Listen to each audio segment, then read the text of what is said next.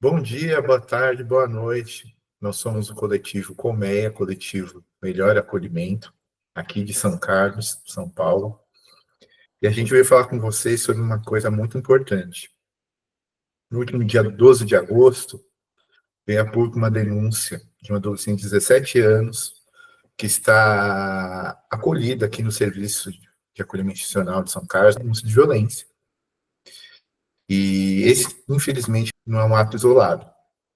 É fruto de um ambiente desestruturado, de relações fragilizadas e de despreparo de profissionais, né? E consequência da negligência de muitos anos do nosso poder público aqui em suas várias esferas. Nesse papo, a gente vai discutir um pouco o que é o acolhimento institucional, o que é o acolhimento familiar, o que está por trás dessa denúncia, né, que não é um fato isolado, e o que a gente pode fazer como cidadãos, como sociedade, para melhorar esse ambiente, melhorar esse cenário. Pois é, o acolhimento familiar ele é uma prioridade que foi esquecida, não só aqui em São Carlos, mas também em outros municípios, né? Na verdade, a ideia do acolhimento como um todo, seja o acolhimento institucional, que é quando a prefeitura, quando você tem uma casa, que é a casa de acolhimento institucional, que o pessoal chamava de casa-abrigo lá atrás, a ideia é que não seja dessa forma, que você não tenha uma casa-abrigo. O ideal é que essa criança, esse adolescente que saiu do lar dele por alguma situação, principalmente de violência, ele foi retirado daquela família dele, que ele seja colocado em um local seguro. O objetivo é que seja um local seguro, que esse acolhimento, seja ele institucional ou familiar, são medidas que elas são provisórias, né, e excepcionais e que têm que durar o mínimo possível, né? No caso aí, a legislação diz 18 meses. Né? A ideia do acolhimento é garantir a proteção integral tanto da criança quanto do adolescente que foi afastado aí do convívio familiar por alguma determinação judicial, né? Até que seja possível ou essa criança ou esse adolescente reintegrarem a família, ou, se for inviável essa situação, ela ser colocada aí numa família substituta. Né? O ECA, ele determina o acolhimento familiar como sendo a preferência em relação institucional, porque quando a gente fala do acolhimento familiar, a gente está tirando essa criança que já passou por esse trauma, ela está sendo colocada no convívio de uma família, não no convívio de uma casa que às vezes tem 20 crianças, 15, 30 crianças, dependendo da casa que a criança foi acolhida, e aí não é um ambiente para um desenvolvimento saudável dessa criança. A ideia é que ela vá para um acolhimento que seja de uma família que cuide dessa criança por um período de tempo também que não é para ser longo. Eu mesma já fui família acolhedora aqui em São Carlos, né, por um período que, inclusive, foi longo. É uma política pública que é muito importante, que é muito boa, que faz muito sentido para que essa criança não seja institucionalizada, num abrigo ali, que é uma coisa mais fria, que você tem cuidador, que você troca de cuidador, você tem uma família que está acolhendo, né, aquela criança. E aí a ideia é que ela se desenvolva melhor. Mas, para que a gente tenha um acolhimento familiar, que é o ideal e que prefere o institucional, você precisa ter a primeira coisa, que é formação. Tanto de quem vai dar o acolhimento familiar, tanto da família que vai acolher aquela criança. E aí, por experiência própria, eu tive vários problemas no meu acolhimento familiar, porque eu não tive formação adequada, e as pessoas que estavam ali também cuidando dessa política pública aqui no município não tinham a formação adequada para estar naquela situação também. Então, é uma iniciativa maravilhosa, precisa ter. Em São Carlos, o acolhimento familiar ele está regulamentado na Lei 16.597 de 2013, mas é uma política extremamente incipiente. Ok, é importante ter, é preferencial institucional, mas eu preciso de formação. Então, em São Carlos, a gente tem essa carência da formação. E aí, logo, a gente tem uma carência, né? Não tem formação, é um programa que não está estruturado efetivamente, embora tenha uma legislação sobre isso. E, além de tudo, a gente não tem nem divulgação do programa. É para ter divulgação do programa, porque, teoricamente, hoje, em São Carlos, esse programa existe. mas aí algum de vocês já viu esse programa, está sabendo da existência desse programa, ouviu falar sobre ele? Pois é, a gente não ouviu. Por quê? Porque a gente não tem isso, de fato, efetivamente aqui acontecendo, né? Então, assim, o acolhimento, né, fortalecer o acolhimento familiar não é só para cumprir lei, é um passo, assim, gente, fundamental para reduzir violação dessas crianças, violação de direitos humanos dessas crianças e desses adolescentes, prevenir qualquer institucionalização, e garantir, a ideia é garantir, gente, que essa criança, que esse adolescente, que ele tenha um convívio familiar, de fato, e comunitário, que ele tenha dignidade de vida. Essas crianças estão esquecidas, né, e elas precisam ser lembradas. Só retomando um pouquinho o que o Guilherme começou a dizer, segundo a Constituição e o ECA, a sociedade é corresponsável, junto com o poder público, por garantir a proteção desses direitos, e é isso que nós estamos fazendo aqui, nossa parte de sociedade. O Guilherme e a Alessandra são advogados, que já fizeram parte da Comissão de Direitos Humanos da OAB, e eu sou uma pessoa da sociedade que já tive um contato bem próximo com a Casa de Acolhimento alguns anos atrás, foi quando eu conheci essa realidade, já que, como a Alessandra falou, é uma realidade completamente escondida, porque uma coisa é o direito de sigilo, né, dessa situação dessas crianças, e outra coisa é fingir que elas não existem, que é o que está acontecendo no nosso município. Ninguém está dizendo que a gente quer que as crianças apareçam, o rosto delas não pode aparecer na mídia, mas, por outro lado, a política pública tem que ser mais transparente. Inclusive, eu entrei com mandado de segurança diante da prefeitura, porque algumas informações que nós pedimos não foram fornecidas, sendo que é obrigação do poder público fornecer algumas informações, por exemplo, quanto ao funcionamento do acolhimento familiar, que o Alessandra estava falando. Embora a lei exista desde 2013, é verdade que o prédio próprio para esse serviço só foi instituído esse ano, graças à atuação do Ministério Público, que nós também provocamos, né, a atuação do Ministério Público para que isso acontecesse, um prédio e uma equipe técnica exclusiva para esse serviço. Também foi necessário que tivesse atuação do Ministério Público para que isso acontecesse, ou seja, uma obrigação do município que não estava sendo cumprida e precisou da nossa atuação. Então, assim, só para retomar um pouco, né, o Coletivo Melhor Acolhimento é composto por pessoas da sociedade que estão interessadas em contribuir para a defesa dos direitos dessas crianças, e fica nosso convite aqui também para quem estiver nos assistindo de participar conosco dessa luta, que é muito necessária, como a gente está percebendo. Essa situação que saiu em 2 jornais aqui da cidade, de um ato de violência que teria sido praticado por um cuidador dentro da casa de acolhimento, o que a gente está trazendo aqui é que ela não é um ato isolado. Às vezes aparece assim no jornal uma notícia, e as pessoas podem achar assim, nossa, então era um cuidador problemático. Mas a nossa questão aqui é assim, como que nós chegamos nesse ponto? Como nós chegamos nesse ponto de várias vezes ao longo dos últimos anos existirem essas situações de violação dos direitos das crianças dentro do lugar onde esses direitos deveriam estar protegidos? A nossa tese aqui, né, que a gente está querendo compartilhar com vocês, é que é um problema de falta de estrutura desse serviço há muitos anos nessa cidade. Tanto o acolhimento familiar, meio inexistente, ou né, todo capenga, como a Alessandra estava falando, quanto o acolhimento institucional, que também provavelmente está sofrendo com falta de formação dos funcionários. Segundo as diretrizes nacionais que prevêem, né, como esse serviço deve funcionar, os funcionários têm que passar por uma capacitação inicial, formação prévia, em que seriam 80 horas em que o profissional recém-contratado ficaria como se fosse um estagiário, vamos dizer assim, acompanhando o trabalho dos outros, já mais experientes, e depois ele teria que estar sob formação continuada. Porque, como a gente deve imaginar, apesar de que essas crianças estão afastadas das suas famílias de origem, não por terem elas praticado algum tipo de violência, mas sim sofrido violência e negligência, são situações geralmente delicadas e, portanto, precisa de uma formação contínua e aprofundada para que as pessoas possam lidar com as situações que vão acontecer ali para garantir os direitos das crianças, né? Essa foi uma das perguntas que a gente fez para a prefeitura e que foi respondida assim, eles participaram de um webinar online. E, inclusive, nem entregaram certificados, que é uma pergunta que a gente tinha feito. Tá, então mostra os certificados dos funcionários. Mas, assim, um webinar online está completamente fora do que a lei prevê sobre o que precisaria ser feito para que esses profissionais continuassem sendo sempre formados, né, e capacitados. Então, é um problema que a gente está considerando nesse sentido, né, assim, o que está formando a situação caótica que a gente está vendo aí nessa casa de acolhimento. Outra questão que a Alessandra comentou foi o fato de que, pela matéria, essa pessoa disse que estava lá desde os 10 anos e tem 17, portanto, ela está lá há 7 anos, o que nos faz perguntar, o que aconteceu lá dentro, que a lei que diz que no máximo de acolhimento deve ser 18 meses, não deu certo.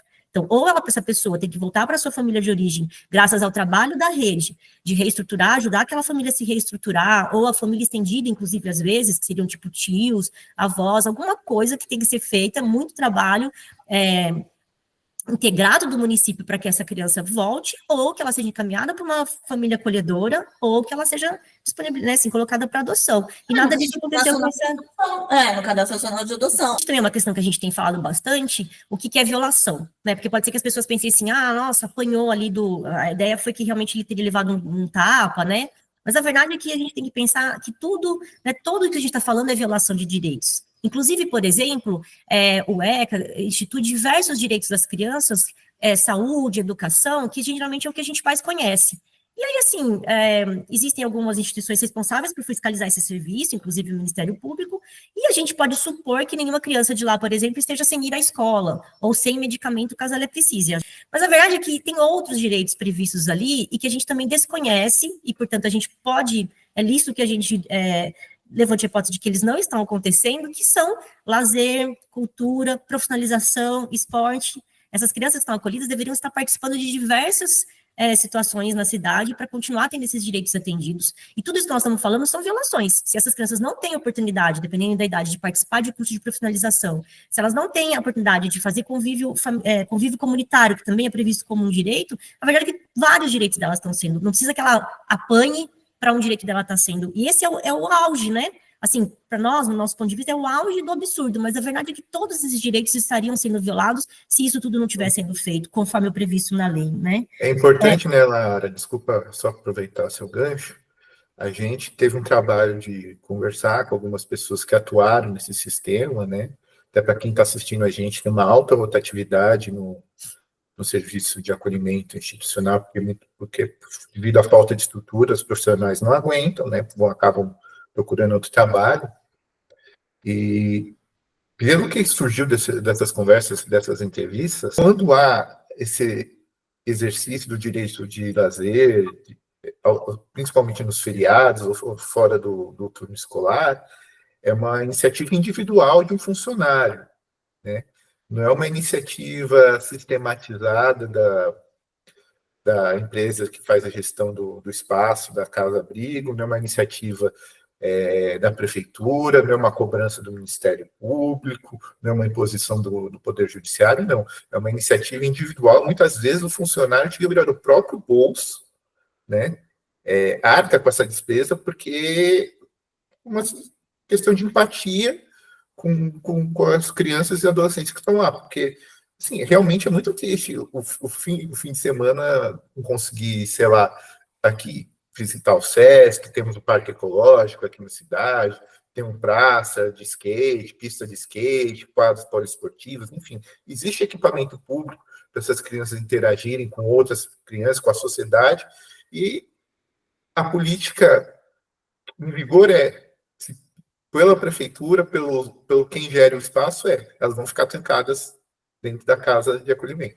Não, eu estou dizendo que ela foi retomada, eu estive na audiência de reinauguração desse serviço de apadrinhamento na prefeitura, estavam presentes o promotor, mas também eu acho que cai um pouco no que a senhora está falando da falta de divulgação, porque certos serviços, o serviço de apadrinhamento e o de acolhimento familiar, ele só existe se as pessoas da sociedade quiserem fazer o apadrinhamento e o acolhimento familiar, e elas só vão querer fazer se elas souberem que isso existe. A gente tem conversado com as pessoas há todos esses anos, né, desde o final de 2022, que a gente atua mais fortemente nesse tema, e as pessoas nem sabem que isso existe. Aí não vai dar para elas se candidatarem. Depois a prefeitura fala assim, a gente não está tendo muito acolhimento porque a sociedade não se interessa pelo perfil dessas crianças, mas, assim, é uma alegação muito frágil, porque a gente sabe que se não tiver divulgação, não vai ter a procura, né, porque as pessoas vão se interessar, daí elas vão ter que ser formadas e avaliadas também se elas estão aptas a fazer esse papel.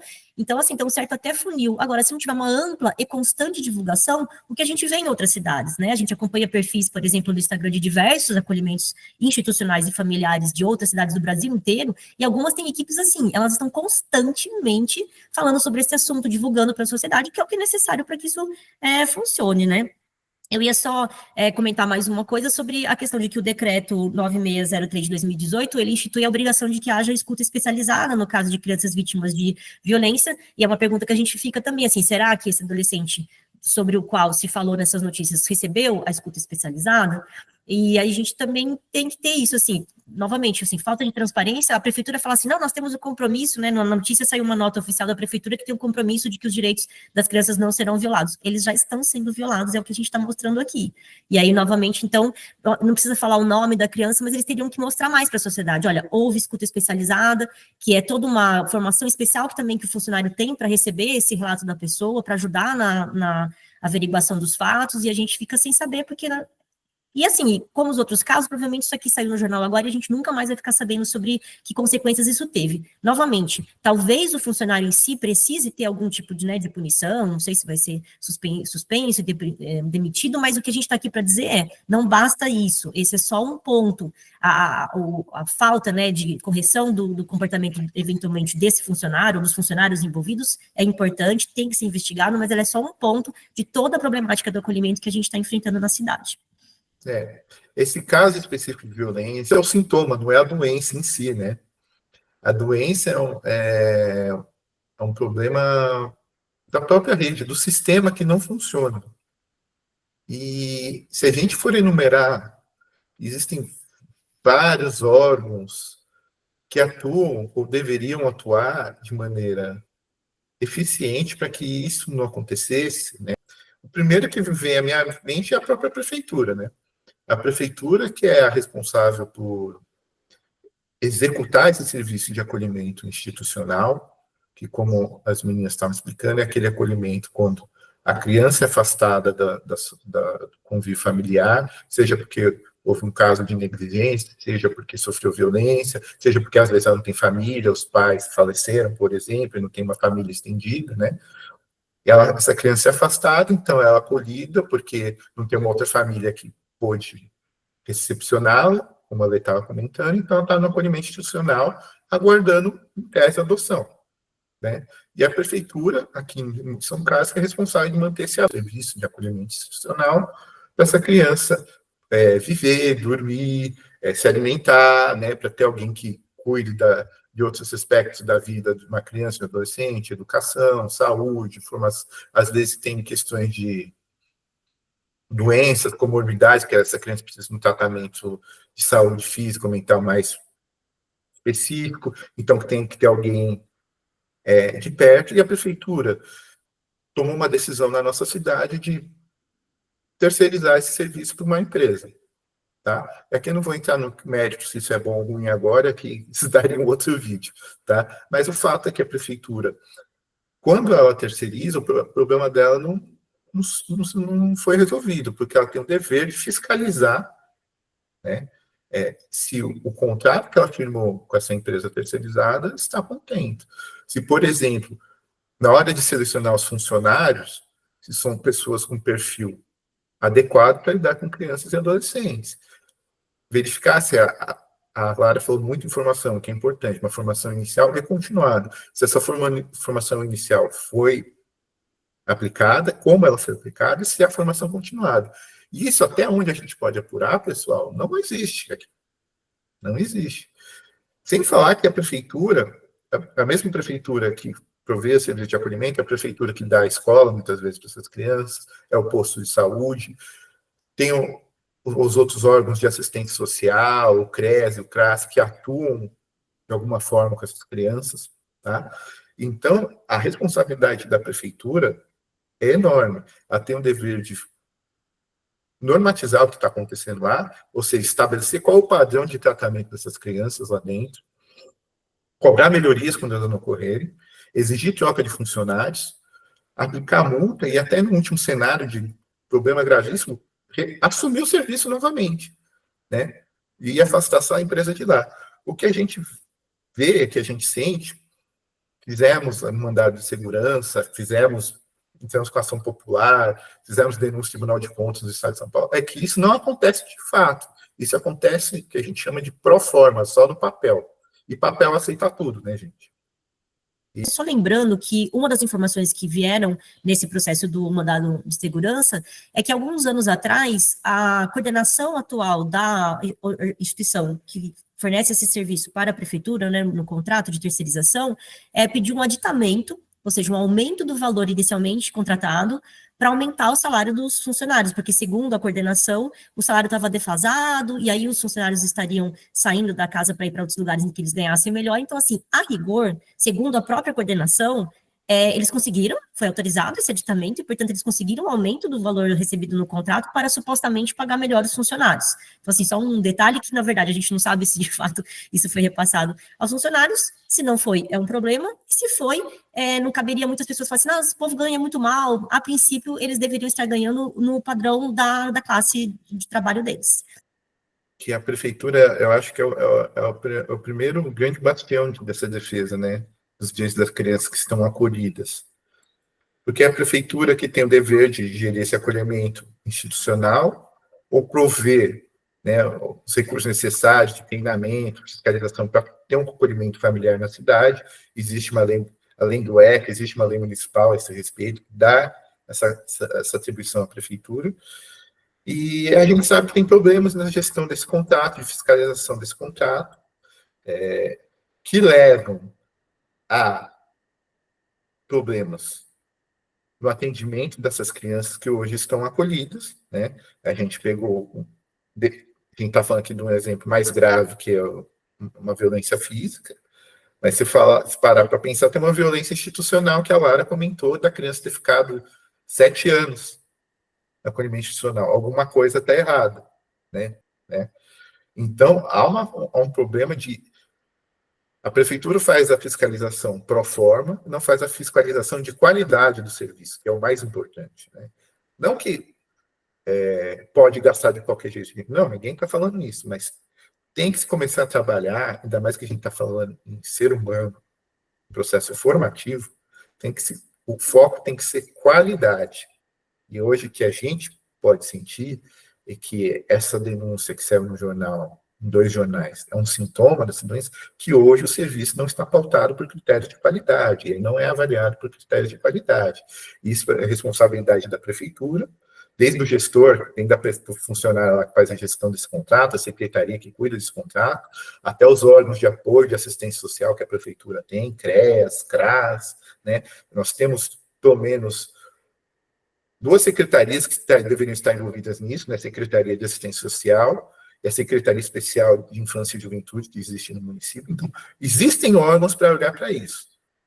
Está todo mundo deixando passar. Os vereadores são muito importantes, gente.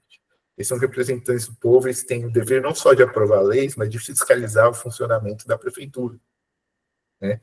A partir do momento que eles aprovam o orçamento, o que é o orçamento? É uma lei que fala que a prefeitura pode gastar XYZ com serviço de transporte, com saúde e com serviço de acolhimento institucional. Mas se eles não fiscalizam se esse dinheiro está sendo bem aplicado, não só sob critérios de economia, está gastando conforme, mas critérios de qualidade, nós temos um problema. Os vereadores têm poder de requisição de informações, têm poder de fiscalização, pode inclusive abrir uma CPI, que a gente já ouviu falar muito de CPI, né? Comissão Parlamentar de Inquérito, para verificar quando as coisas não estão funcionando corretamente, para apurar de quem é a responsabilidade e propor soluções. Absolutamente nada se acontece no plenário da Câmara dos Vereadores a respeito disso. Né, Lara? A gente teve a oportunidade de participar de uma audiência pública que nem era sobre esse tema e a gente acabou levando, né? Foi quanto tempo? 2 meses, mais ou menos, né? Não houve muita repercussão. Na hora, as pessoas ficaram um pouco chocadas com as nossas falas, né? Então, era um problema, olha só, anterior a essa notícia recente, a gente já tinha chamado a atenção. E os vereadores, aqui eu não estou falando de vereador A ou B, mas vereadores, então, contra um poder, né, que tem essa atribuição, não fizeram muita coisa a respeito. Além da prefeitura, olha só, gente, além da prefeitura e da Câmara dos Vereadores, existem mais órgãos que têm que olhar para isso. O Conselho Municipal de Direitos da Criança e do Adolescente, que é uma sigla CMDCA, né? Se falar rápido, a gente enrola a língua, inclusive, né? E tem o Conselho Municipal de Assistência Social.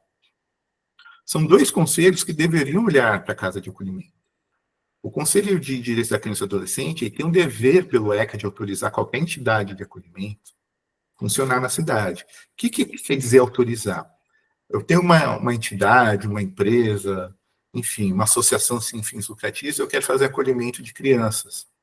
eu tenho que ter um plano de trabalho, esse plano de trabalho deve estar de acordo com o ECA, com tratados internacionais, com as normas de assistência social, né? Eu tenho que fazer esse plano de trabalho e encaminhar para o conselho. O conselho vai avaliar esse plano e vai falar se eu posso ou não estar autorizado a funcionar na cidade.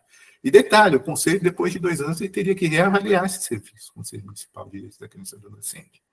Até onde a gente apurou, tá? Até recentemente, a empresa que atua aqui na cidade, ela atua na cidade desde 2017, essa empresa não tinha autorização. Tá? Só um detalhe, é cadastro, né? Eles não eram cadastrados. E o Conselho de Assistência Social, a gente está aqui falando, o acolhimento institucional é uma política pública de assistência social. Ela faz parte do Sistema Único de Assistência Social. Então, aqui dentro da nossa cidade, o Conselho Municipal de Assistência Social é o órgão máximo de deliberação da política de assistência social e devia olhar para essa política, né, de acolhimento institucional e não olha, né? A Lara chegou aí conversar com... Eu fui numa reunião, né, do Conselho Municipal de Assistência Social e, com todo respeito, as pessoas estavam perdidas sobre qual era o papel do conselho. As pessoas, quero dizer, os conselheiros estavam perdidos sobre qual era o papel deles, né? Então, ó, a gente já estamos falando assim, ó, já tem quatro, se fosse um time de voleibol, já temos 4 posições aí. Prefeitura, Câmara dos Vereadores, Conselho Municipal de Direitos da Criança e do Adolescente, Conselho Municipal de Assistência Social. E a gente pode falar também, que a gente tocou um pouco no assunto, do nosso sistema de justiça. O que eu chamo de sistema de justiça? É um sistema formado por pelo menos 3 órgãos, tá? Que é o Poder Judiciário, que julga as causas, né? O Ministério Público, que a gente fala que é o fiscal da lei, e a Defensoria Pública, que atua na defesa das pessoas sem condições de arcar com advogado, tá? E como a gente sabe que muitas vezes a questão do acolhimento, do afastamento das crianças e adolescentes da família de origem perpassa situações de vulnerabilidade econômica e social também, né? A Defensoria Pública é muito atuante nesses casos, tá? E aí a gente pergunta, o que está acontecendo? Né? Esses órgãos, eles estão fazendo o papel deles de fiscalização ou eles são reativos? Ou seja, a partir de um problema, quando estoura, eles tomam uma providência.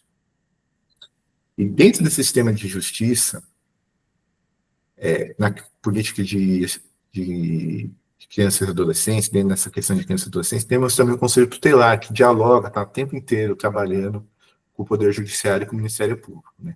O Conselho Tutelar, acho que as pessoas já devem ter visto, que é um conselho que muitas vezes faz esse trabalho de proteção ali na linha de frente das crianças e adolescentes. Teve um problema, liga para o Conselho Tutelar, a escola chama o Conselho Tutelar, a vizinha chama o Conselho Tutelar, e é o conselheiro que vai lá na hora e muitas vezes verifica se há um problema ou não, se é uma situação emergencial que precisa retirar a criança do convívio familiar. Depois, essa decisão que ele toma na hora vai ser submetida ao Ministério Público e ao Judiciário, né? Mas o Conselho Tutelar, ele não tem só esse papel quando a gente fala de acolhimento institucional, ele devia estar acompanhando como funciona o acolhimento institucional dentro da casa de acolhimento. Mas seria importante o Conselho Tutelar de São Carlos, os Conselhos Tutelares de São Carlos, tentar olhar melhor para isso, né, gente? E a gente queria chamar a atenção para vocês, assim, nós temos aí um problema que vai muito além dessa questão desse fato isolado, desse grave fato isolado, que foi esse ato de violência contra esse adolescente na casa de acolhimento. Nós temos aí, entre aspas, um time que deveria jogar em sintonia, em harmonia para proteger essa criança, e esse time está perdendo o jogo. Só que quando esse time está perdendo o jogo, quem na verdade está perdendo são essas crianças e adolescentes em processo formativo. A gente está jogando o futuro dessas crianças fora. Mas aqui, a nossa proposta aqui não é só reclamar.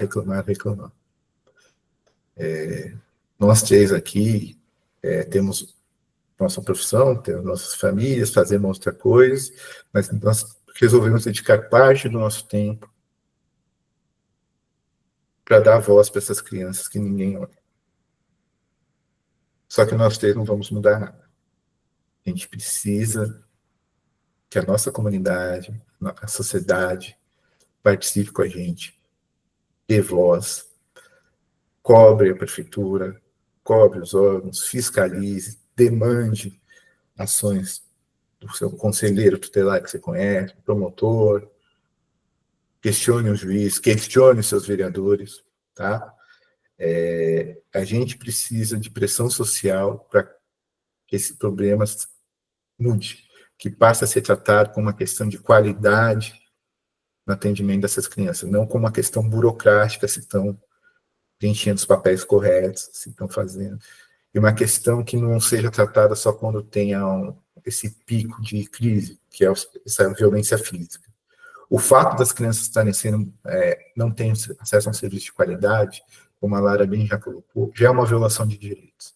A gente tem que pensar que são, talvez, as pessoas mais frágeis da nossa sociedade. Né? Então, a gente, como sociedade, deve fazer mais que o mínimo, deve fazer o melhor para que essas crianças mudem de chave, a vida delas mudem, né, de direção. Porque senão, o que a gente vai fazer é reproduzir um ciclo de violência, só que pior, a gente tirou essas crianças do convívio familiar e faz a violência institucional. E muitas vezes, depois do que elas passam, não sai mais delas. Então, a gente tem o canal no Instagram, que é um canal de comunicação de quem se interessar pela causa, quiser contribuir conosco. Além dessas cobranças individuais que o Guilherme também falou, nós também estamos abertos a sugestões e a contribuição mais direta de algumas pessoas, o Instagram por um melhor acolhimento. Temos um site também onde a gente vai colocar um resumo disso que nós falamos hoje, numa espécie de carta aberta para a sociedade, para essas instituições responsáveis pela fiscalização, que a gente vai deixar disponível e, assim, endereçada a essas instituições para que elas caprichem mais no trabalho. É isso, gente. O Coletivo Melhor Acolhimento, a gente afirma que toda criança e adolescente tem direito a crescer com dignidade, com segurança, com afeto.